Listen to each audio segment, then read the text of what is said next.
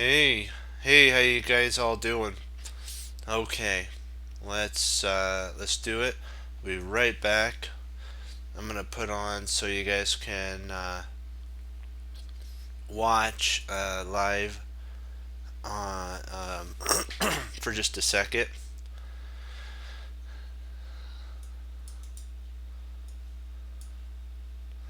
Okay, there you go.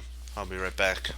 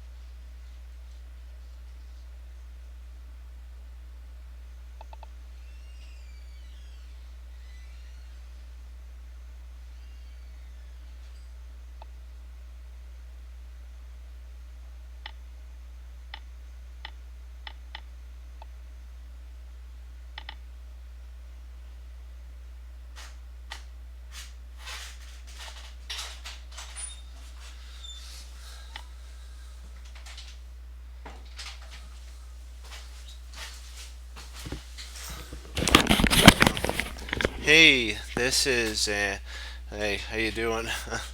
Yeah, I had to step out for just a sec to uh, to get something, so I wanted to put it on for you guys to look at.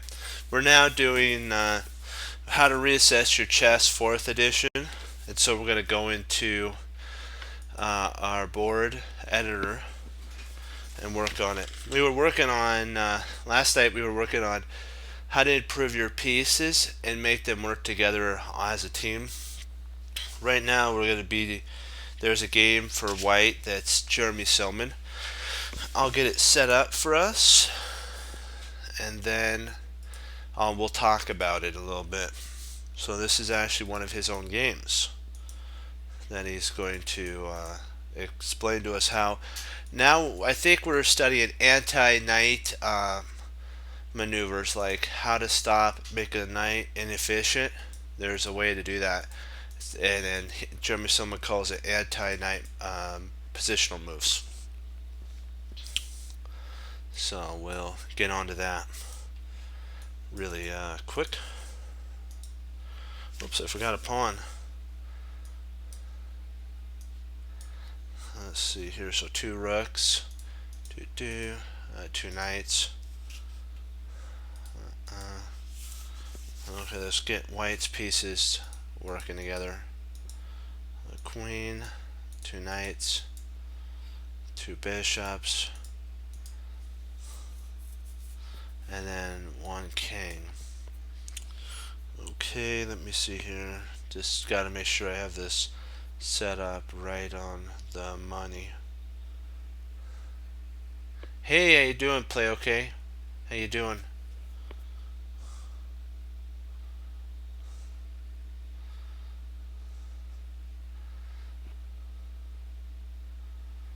All right, we're good to go. We'll get this put into our study.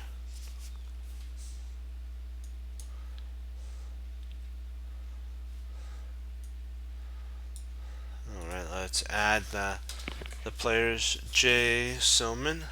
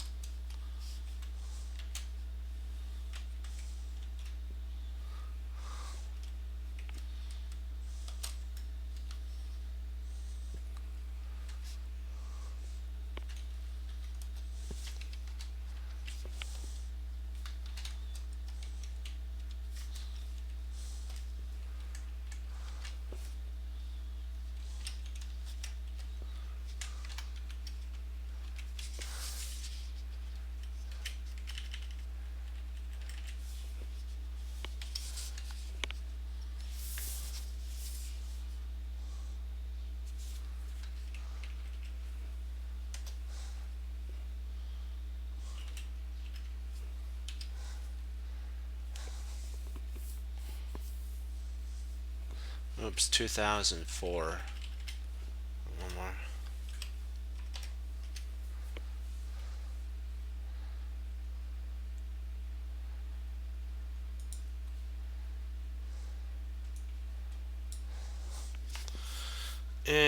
This is what he said. In this position, quite often during lessons with various students.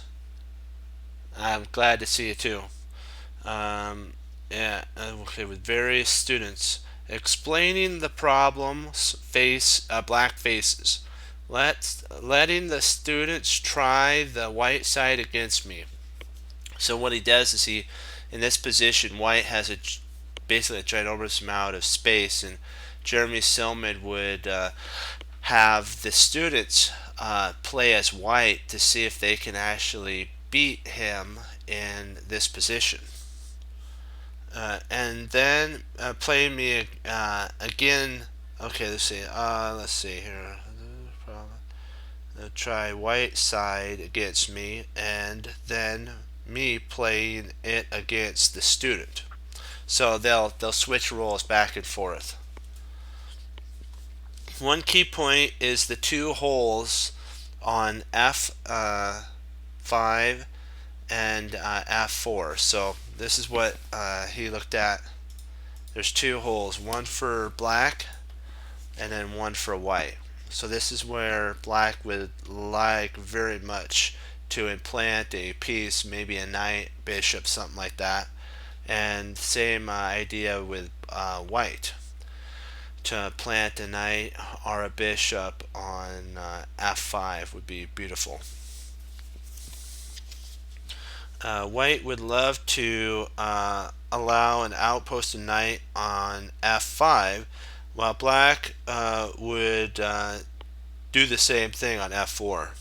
White has no problems, reaching F5 from the E3 square via to get to F5.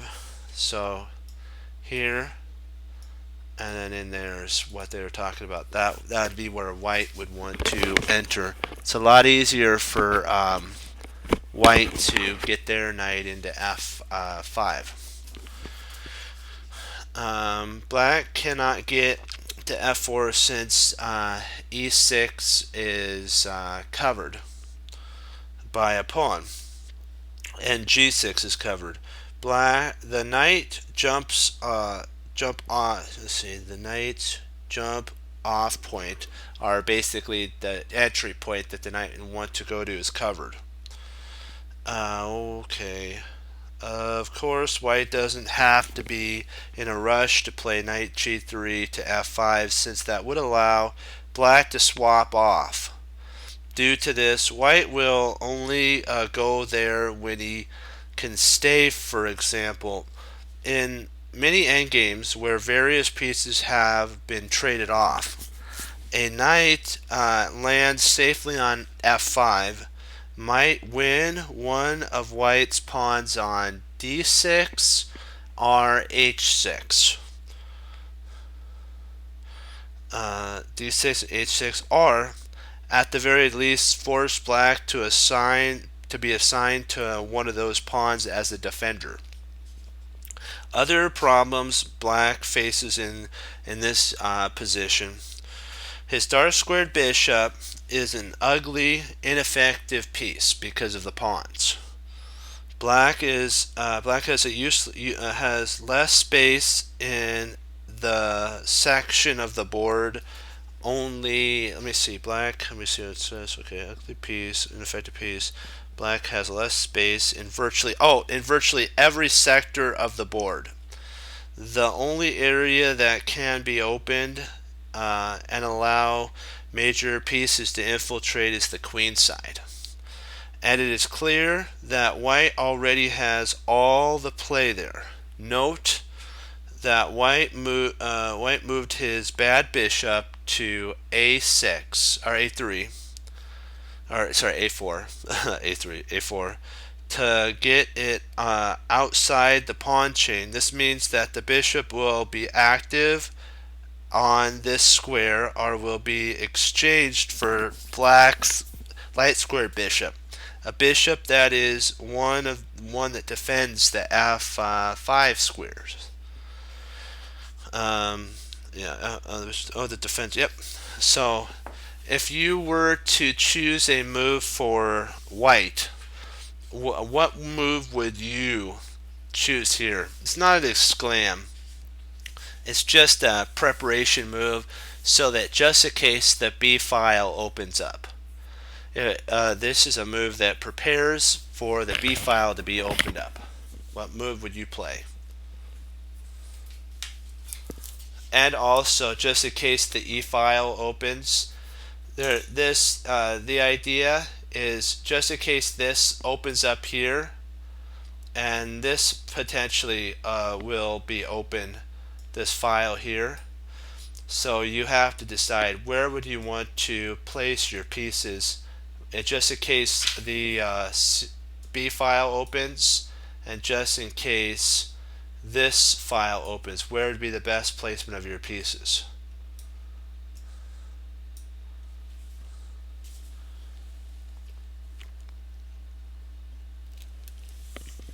Remember, you have to always think about what's the piece that can what's the piece that's the sniper for black.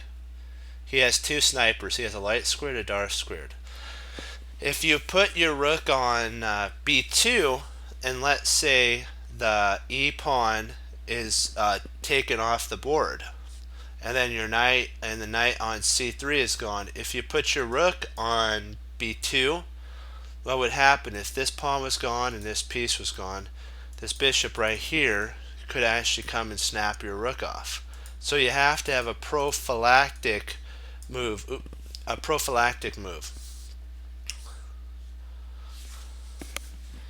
And there's only one square that's good. You have the right piece, but the rook placement on b2 allows potentially for a threat. So which spot would actually be a better spot for the rook that's on b1?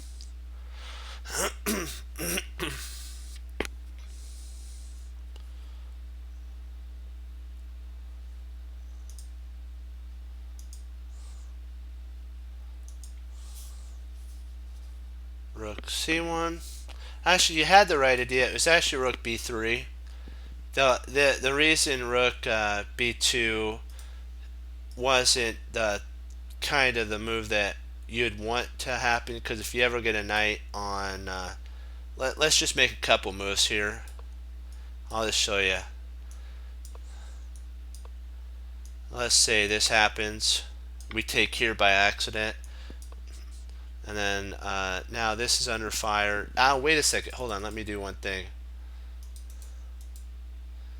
Okay, let me after this, let me just move the knight, just or this, we could trade.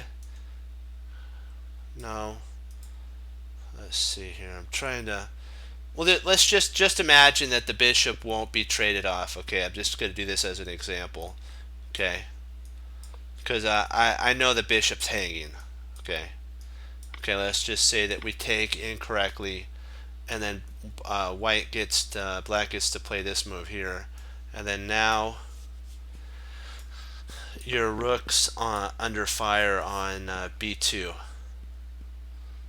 and the queen then is under fire on d3. I know this is just theoretically, you'd have to make horrible moves, I understand, but the idea is you always have to look into the future far enough to say, if this were to happen, what would I want it to, what do I want that square?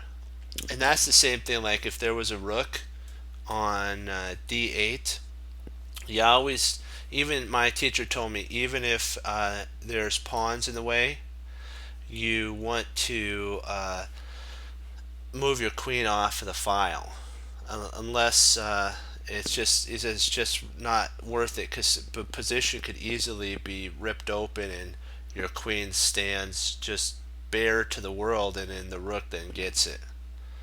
So that's just an idea.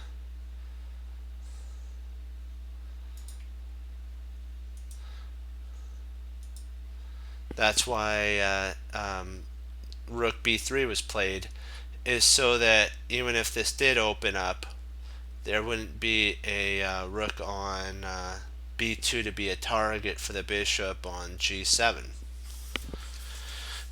And since white isn't worried about c takes b, he decided to retain his pawn tension and triple on the b file. So bishop takes, that's forced. C takes b4, a takes b4, rook c8, c5,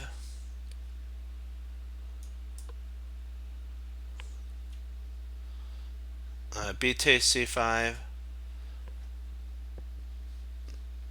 d takes, b takes, let's see,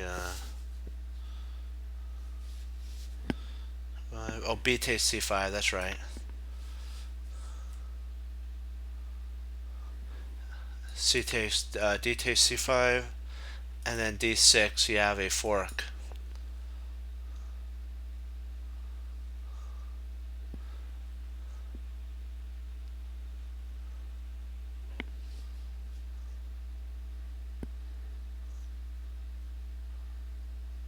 c4, d takes e7, and then you take here, and then you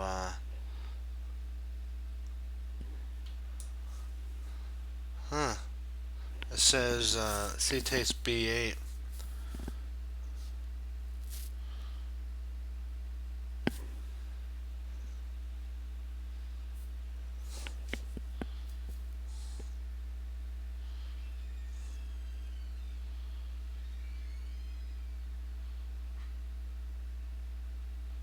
Oh, I took wrong. Oops, yikes. I took wrong here. After, okay, here, there, and then queen. There we go. leaving white a piece ahead. So if something like this takes, and then knight to c1. After the bishop trades, and knight takes, the rook could try to hold, but then you can play rook a2 and cover this, or potentially you can probably, instead of rook a2, knight well, maybe not that. I think it's knight b2 is interesting. Then he pushes, and then if he pushes here, you can actually play knight there. And then if they queen, you could play rook takes, knight takes. You're up a piece, okay. Yeah.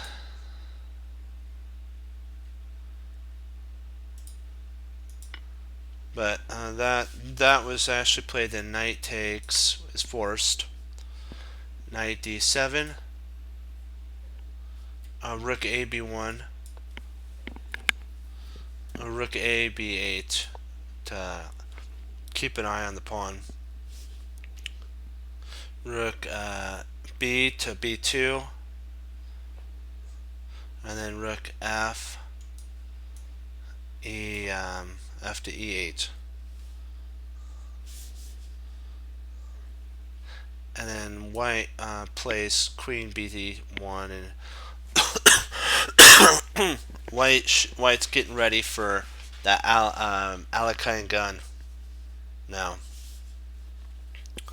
And at this point,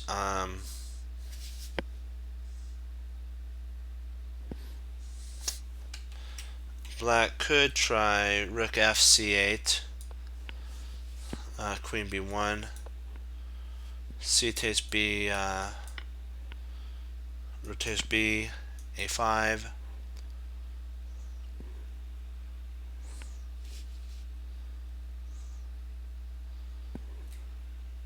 bishop takes b6,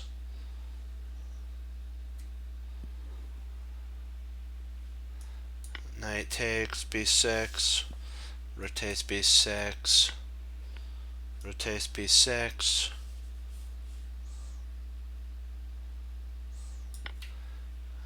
rook takes b6, and it's totally winning. So there's also b5. That's a playable idea.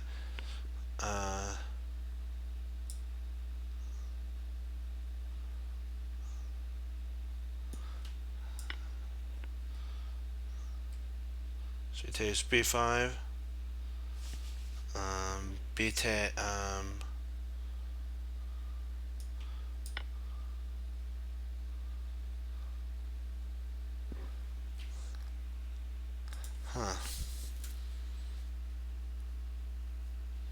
It says b takes c5. Oh, gotcha. Yep, that was my fault. Right here. B takes a. Rook. Knight takes. C takes d. It takes d6. And c5. Queen d7. Queen b1. Queen d8. And rook to b7. And there's enough counterplay for the loss of the piece with these two potentially protected passed pawns. Leaves black hopeless and places, and the g7 bishop is out of play. So even though black is up a minor piece, the efficiency of the bishop is nothing. So queen b1, a heavy piece setup known as the Alekhine gun, Now white is ready to pull the trigger with b takes c5. So bishop f8, b takes c5, b takes c5, rook b7, rook takes b7, rook takes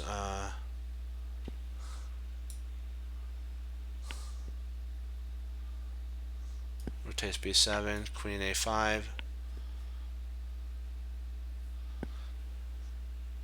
queen c2, and then the oddest move that white missed the reply and played knight to b8, which is actually a mistake here.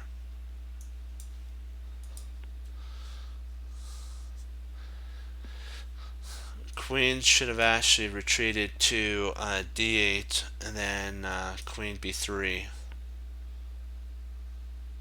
and or potentially bishop d2 would have been leaving black with trouble finding useful moves, but at least holdable. After this, knight b, rook to b6 was played. The queen's trapped and one move away from being lost. Knight d7, and then bishop d2, and his opponent resigned here. You have to always ask yourself, why is my opponent doing the moves? And everyone has things they like or love in life, from food to cars to traveling to locations. That's what German says. And though all of our likes obviously have much to command them,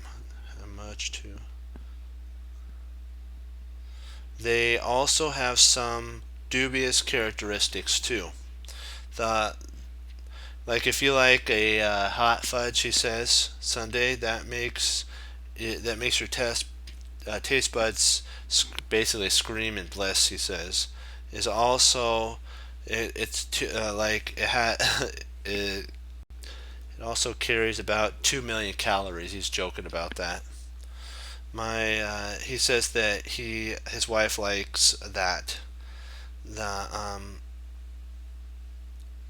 And he has a friend who likes cars, really nice cars, and it's fun to drive, but that's what his friend says. But it tends to catch up sometimes on them when basically you kind of get tired.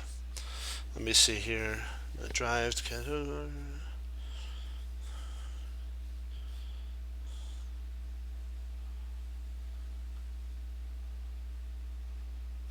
Let me make sure I have this read right. Okay, so basically he says that our habits of not being able to, I'm going to probably do this, is like sometimes they're dubious. Like we like desserts. We all like certain types of flavors of desserts, but they're not sometimes the best for our health. And sometimes our choices of like the cars that we like sometimes aren't the best thing for us. Like sometimes like you need to, if you have a family, you're gonna want to choose a car that's very safe for your kids and your family, your wife, and whoever you're taking with you on the road, maybe to see the parents. And it may not be the car that you want, but it's the car that is the safest. And so that's kind of what he's trying to say here, is that we don't want to end up damaging our own position just because we want to be attacking and doing stuff that is not efficient for our kingdom, which if you're playing black, you don't want your queen to get trapped. And black overlooked the queen getting trapped, and he should have done a couple moves differently. Back on move 9, he could have retreated. They could have retreated their queen to d8, and the queen wouldn't have gotten trapped on move 11. And so that's kind of a interesting setup here. And that's that he won against his student, and then they talked about it. Excuse me, let me get a drink of water.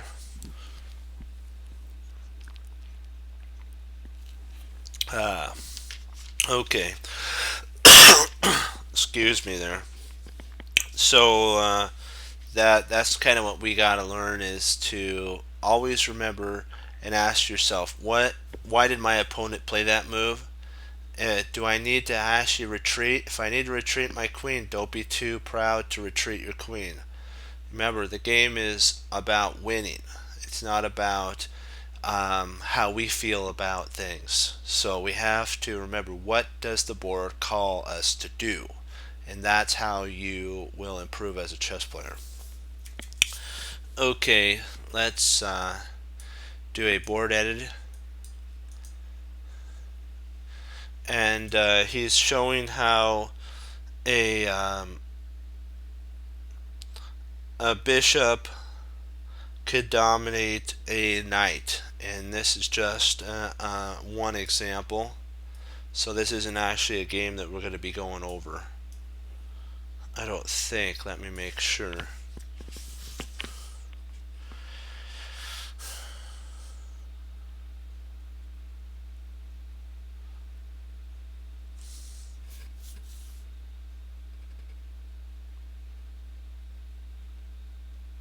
Well, I guess it would be kind of a, it's a kind of example of how a piece, the knight, can get dominated by the bishop. So we'll go over this, and it's a white to move. We'll call it one of the diagram of a knight dominating a bishop. Okay, let's do this. Come on, make it a study. There we go.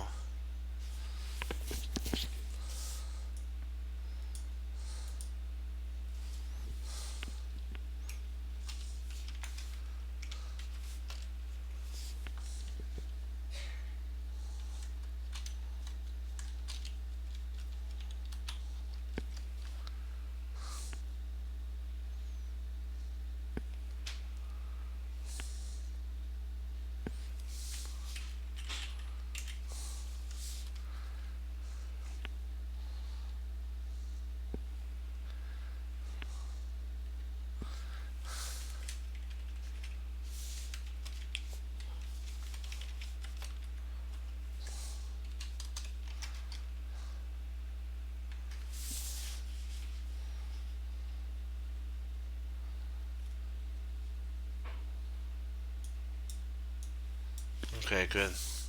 Okay. First, of course, from what we learned from our endgame, we've realized that bishop to d5 is the first move. That's a good move. Don't be tricked into thinking that a5 is a okay move, because knight c, a6, king f6, bishop d5, and then knight a7 stops the pawn. So remember, first of all, dominate the knight, then push the pawn. The knight is completely dominated, so knight f7, then bishop takes, king takes, and there's not enough time to get the king inside the square. You can also draw a circle, I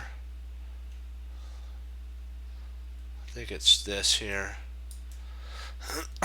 and see if the king could enter into this square here. They can stop your pawn, but it's white to move.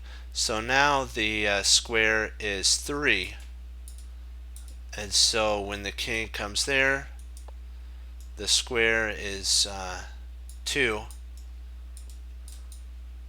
The king comes there. Now this is the square, and the king can't enter, so he's just one move too late. So king f6 was played there, so we got to promote that. The king tried to come to the rescue of the knight, but a5 comes. King e5. And then this is an interesting move. What would you play here as for white? I'm going to test your endgame knowledge and what we just went over about the square.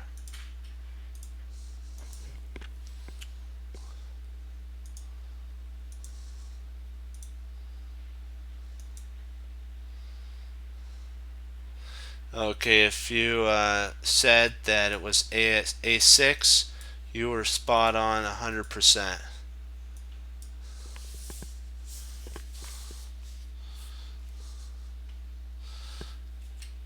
If knight e6, knight e6, here bishop takes e6, king takes e6, and now you have to again do this here. But guess what? If it was black to move, black would be able to enter in, but black can't move. It's white to move. And so again, we get into this formation here, and black is just one square too late. So that's why a6 is an exclam move. King takes d5, a7, and Jeremy Silman says a new queen will be born. He also said you got to be careful with pushing a6. This is actually a double question mark blunder here, so don't think you could just push again, because knight c2 or c7, and the position is equal at this point.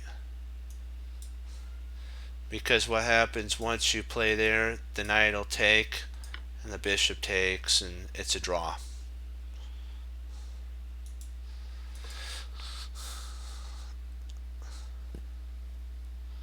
Here's another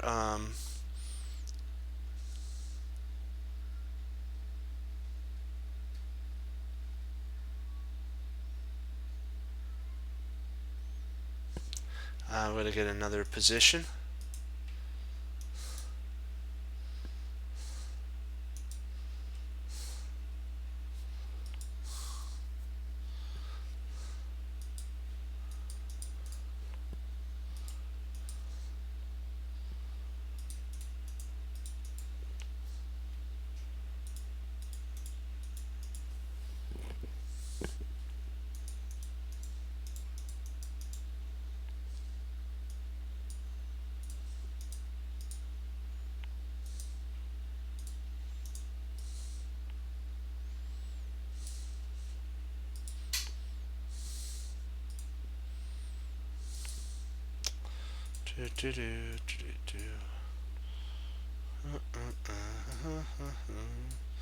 There we go.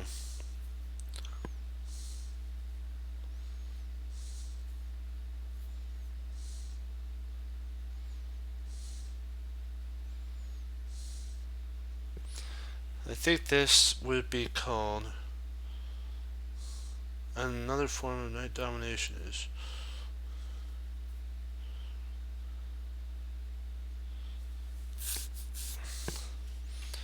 let's see, what do we want to call this?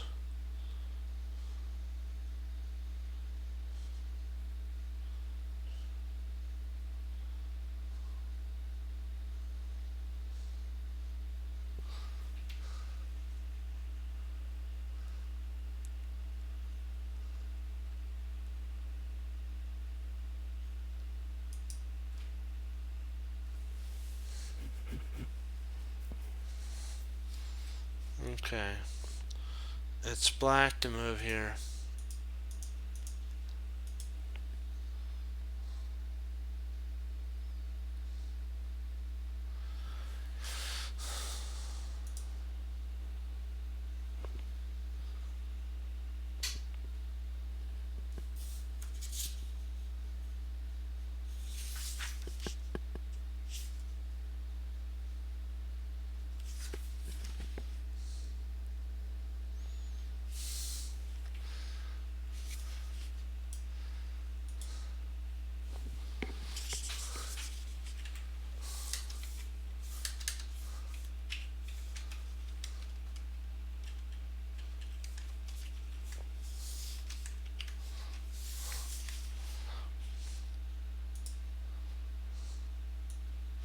Okay, this is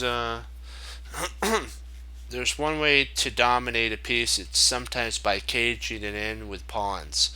So the first move is g4. Let's see how we're doing on our perfect. I think we got enough to do this one because there's a lot of moves here. g4, the knight has only one square to go to because if it goes here, the bishop actually takes it. The bishop would take it. If it goes here, the pawn will take it. If it goes here, after the exchange of pawns and the bishop takes here, then the knight would take back and win a pawn. So I'll show you each one that I'm talking about.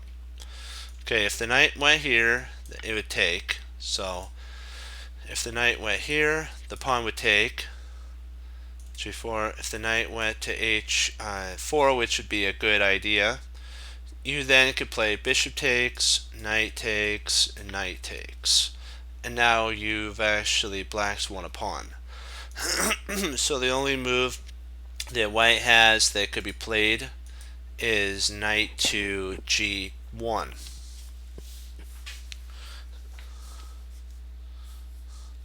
And black played a exclam move.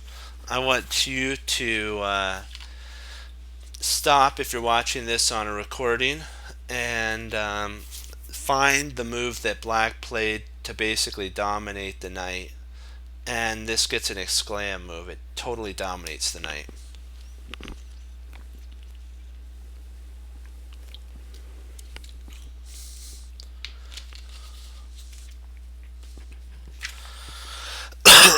Excuse me. If you said f3, you are spot on.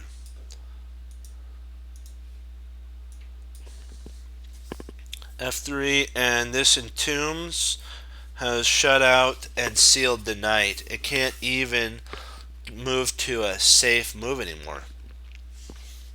While its king is also in if you ever were able to get like a check here, if you were to get a knight here, you can actually checkmate the king. So the king is even entombed on h1 now.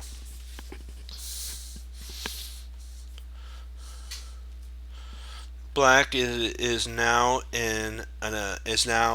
effectively a piece up because the g1 knight can't move. So black actually has, if you want to think about it, in a positional terms, black is a whole bishop up.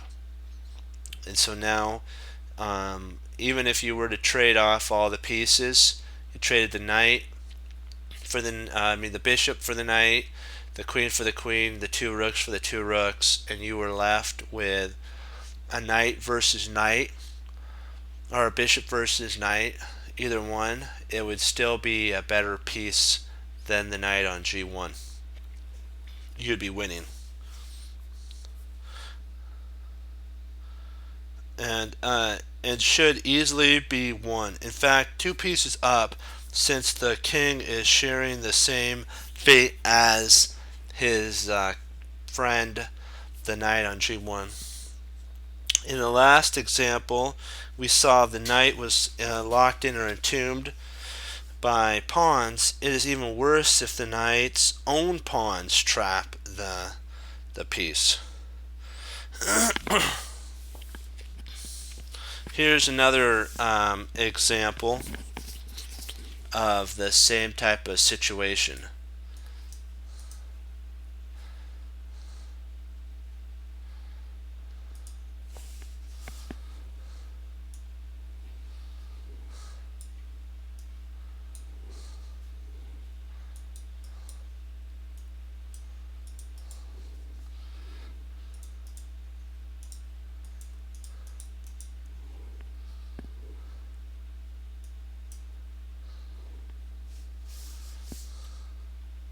This is white to move here.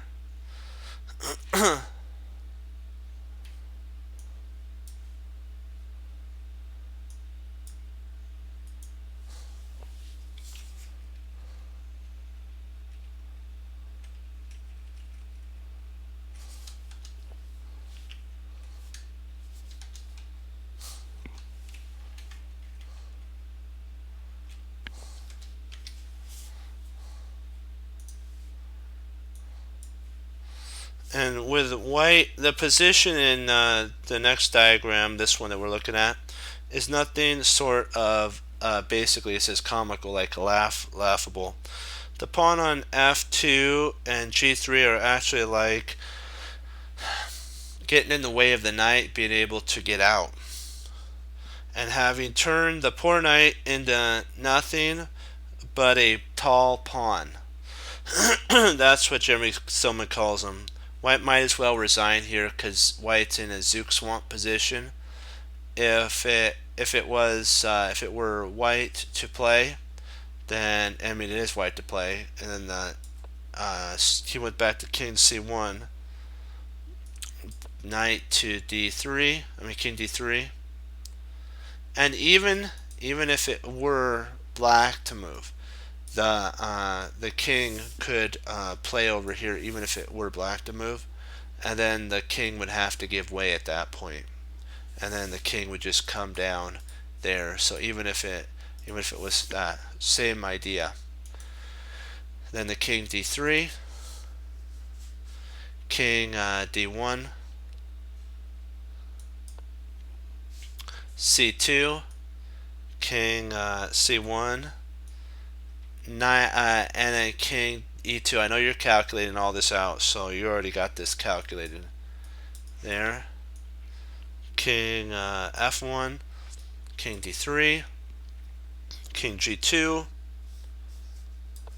king E4, king takes H1, king F4, king G2, king takes G4, king takes F2, king H4,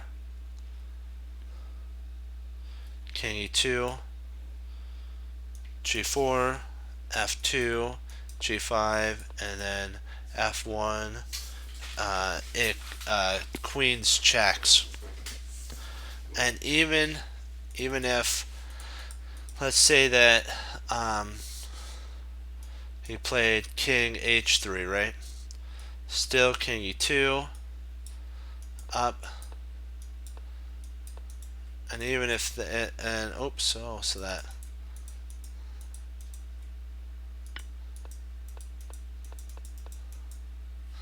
oh I gotcha. I now see. Yeah. And what would happen at this point is the queen would just go to F8. If the king went there, you just slide the queen in front of the pawn, and the king has to give way. You come up, and then you come there. We'll finish this off with checkmate. And now the king has to move away from the pawn, and there's takes. Now there's one way of pushing a king up the board. Some would just move the king down like this, like here, then move the king here. This king will go there, this king will go there, this king will go there, and then checkmate here. Okay, that is true. You could do it that way. There's also another slick way you can do it. Is queen to G1. And so what happens is you've taken away this square here and this all this. So the only move that the king can go to is H4. So king H4, and now G4 mate. There's also, like what we talked about, if we play king here, king there, king, it's 3-move mate, or you could do a 2-move mate. So it all depends how comfortable you feel, what type of time trouble you're in. The most common kind of knight domination, though, that not nearly as he says apocalyptic as the two previous examples. And K is caused by those annoying enemy pawns, which can control of all the jump points or landing points that the knight has, and leaves the knight nowhere to go and nothing to do.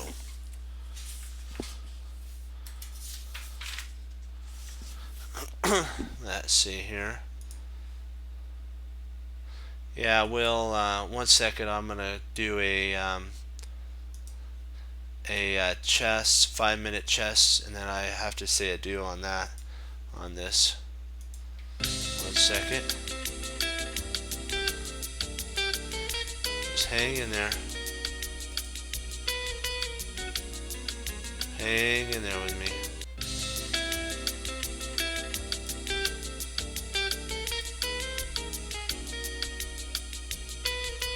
There we go. We're back on now.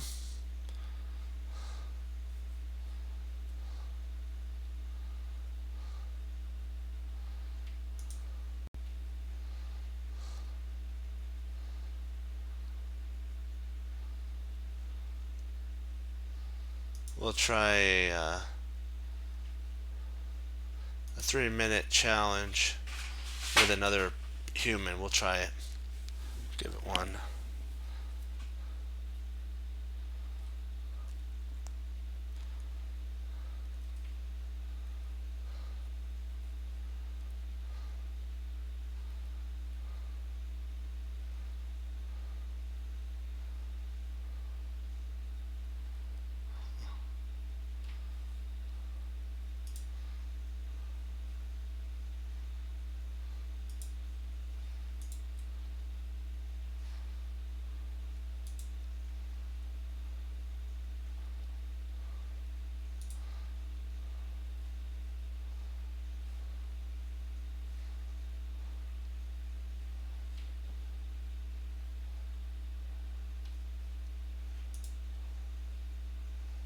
Ah, kind of a little laggy there.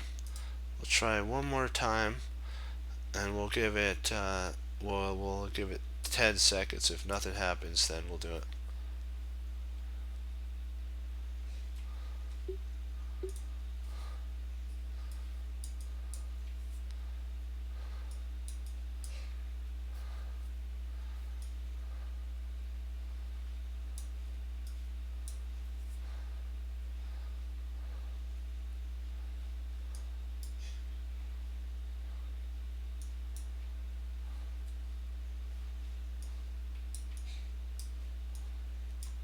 Whoa.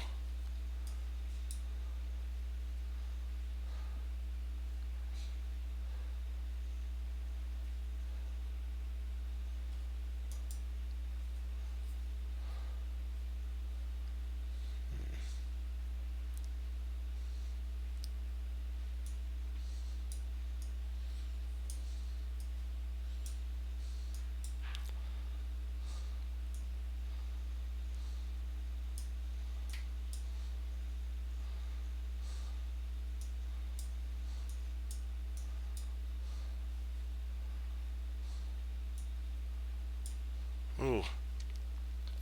Yikes.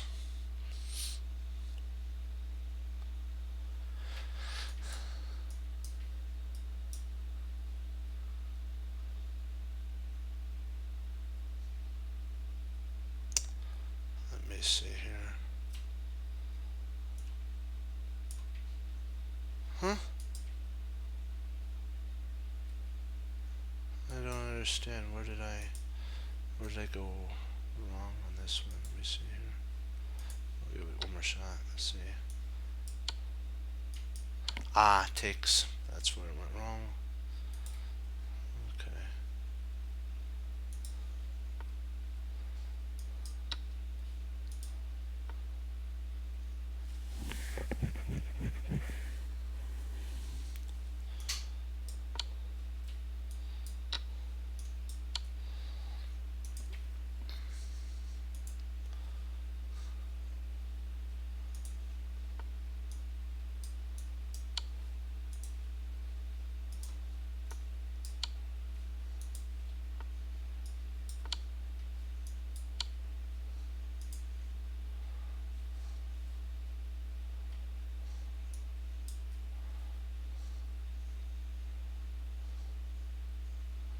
We'll try one more and then we'll call it.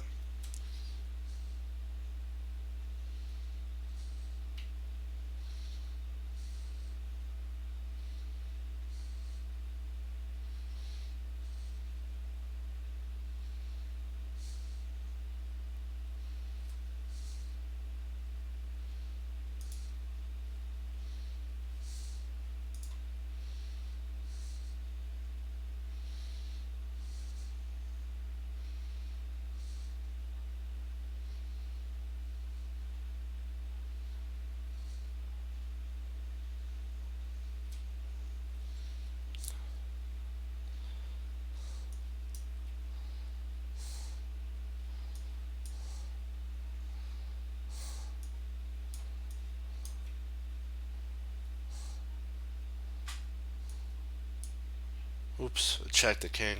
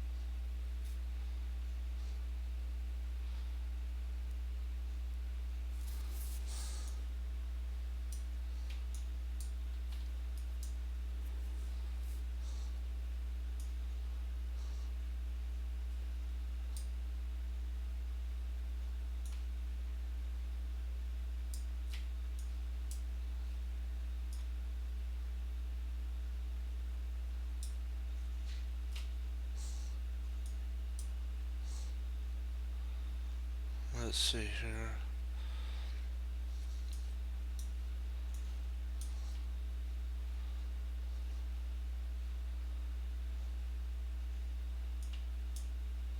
Oh, really?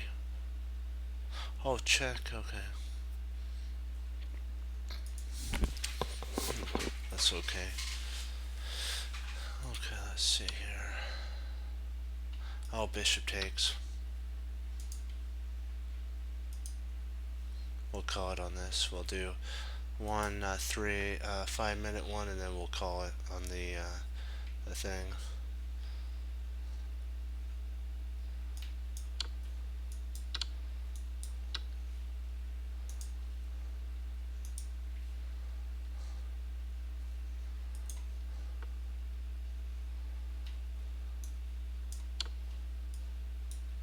That's mate. I was trying to force this here, and I thought he could go there, but then I forgot he actually has here. I was hoping that he would go here, but he actually has that.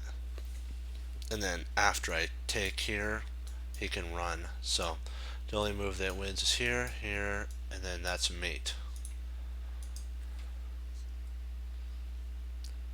Okay, this is one puzzle that he missed.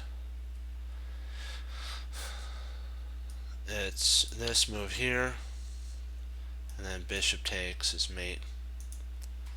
And then he has a 1501. We'll take a look at that one.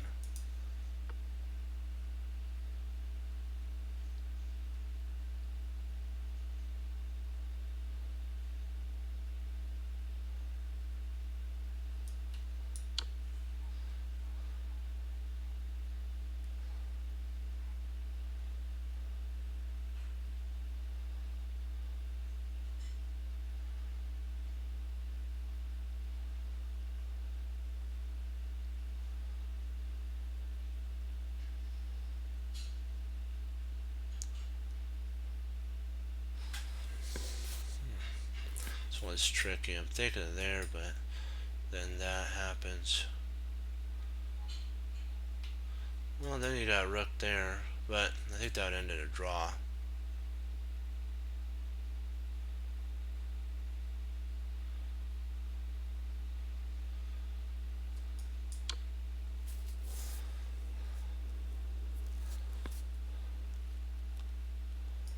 Ah, that's it. And that's how you do it. Okay. Okay, we're gonna do one, just puzzle rush. 5 minute.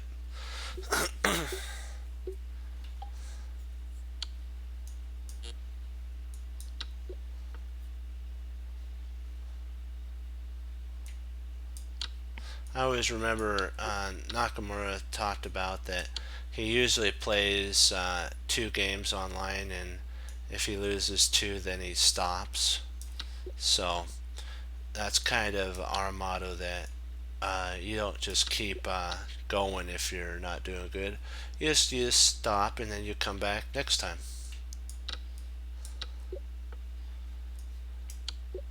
It just shows you where you are stamina wise. You just gotta continue to keep pushing forward. This one's a rook.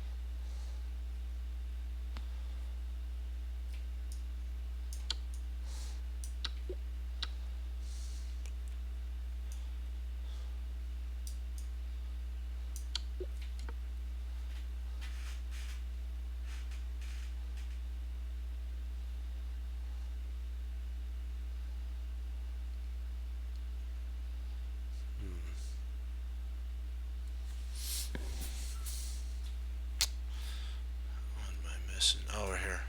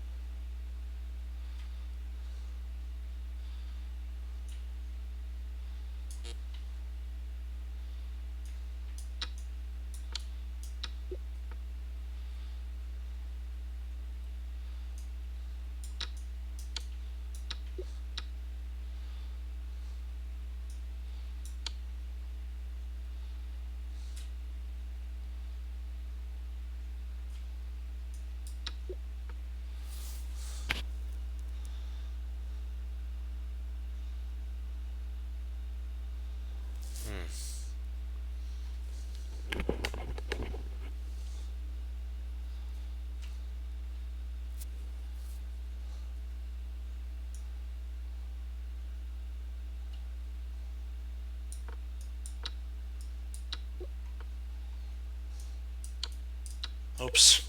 I should have taken the knight.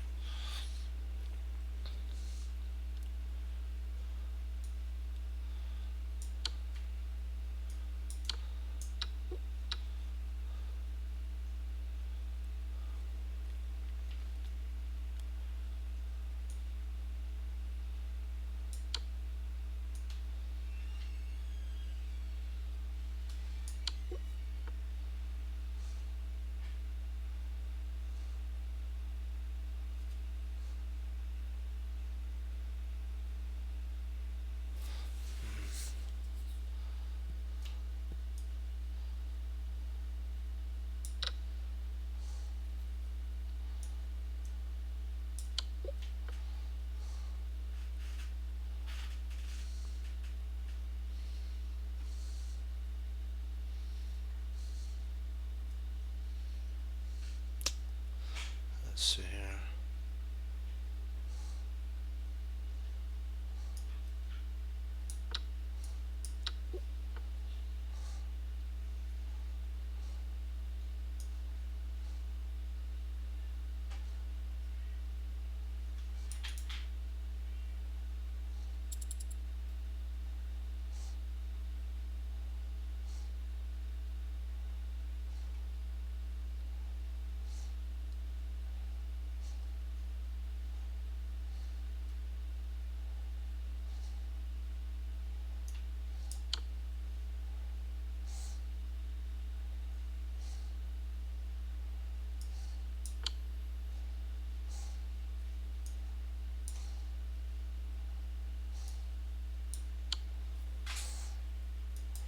That's okay.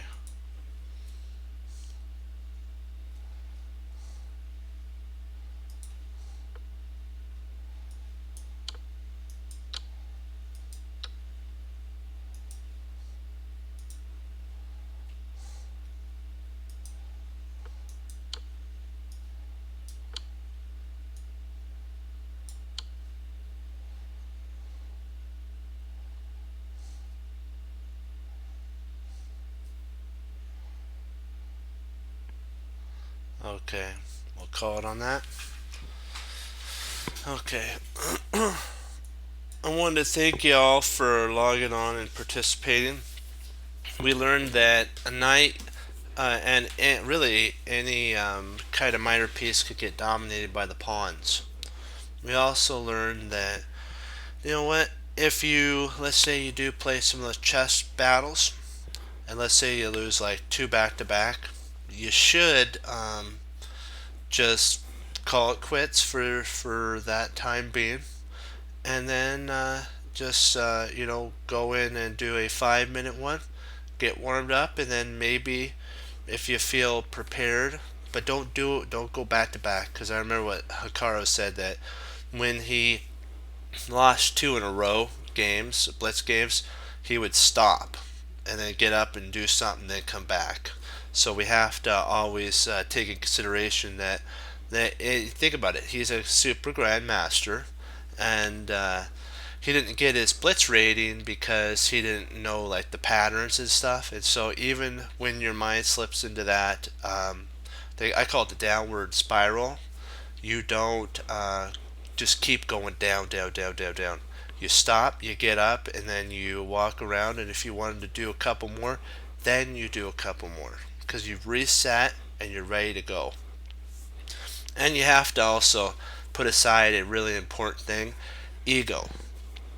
Because I don't like losing. I know you don't like losing to players, but you know what? It happens, but you don't want to get in the mindset of losing. And remember, use it for one purpose: fuel to learn. Maybe you need to work on certain tactics. Maybe you need to go over and do the survivalist mode and work on the tactics again and again and again, and then come back maybe tomorrow when you're more fresh and renewed, and then try it again and see how you do. But it's sometimes just practice makes perfect. I always remember that.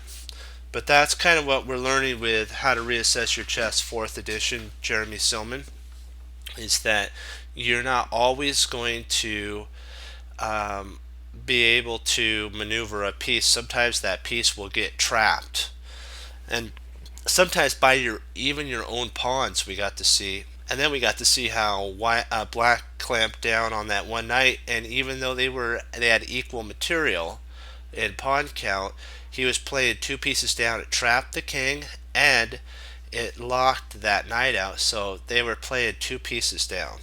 So just remember to make sure when you move your pieces that the move doesn't trap that your opponent can't trap your piece, or that you don't blunder a piece. And these moves are as important as the choice to receive the Lord Jesus as Lord and Savior of your life.